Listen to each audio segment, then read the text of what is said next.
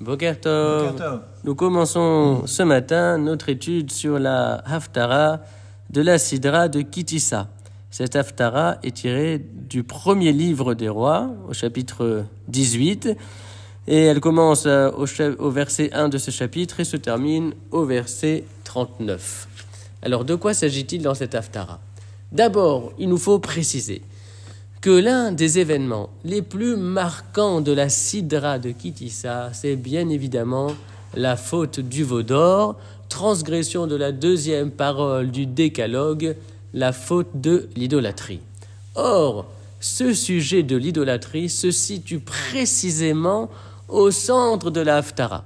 En effet, la Haftara met en présence Eliyahu Hanavi, le prophète Élie, avec les prêtres de Baal. Baal, c'est un culte idolâtre, c'est le nom d'une divinité. Et le prophète Élie est mis en présence des prêtres de Baal à une époque où le peuple servait en même temps Hachem et Baal. Il y avait une sorte de syncrétisme qui consistait à vouloir marcher sur deux routes totalement opposées. D'ailleurs, on pourra faire observer que Hachem, qui s'oppose à Baal, c'est une opposition qui a une signification toute particulière. En effet, Hachem, c'est le tétragramme. Le tétragramme, c'est ainsi que l'on nomme en français le Shem Havaya, c'est-à-dire le nom de Dieu composé des 4 lettres Yudke Vavke. Et le Shem Havaya, littéralement, cela veut dire le nom de l'être, puisque Yudke Vavke, c'est la contraction de Aya Hoveve Yiye, il a été, il est et il sera.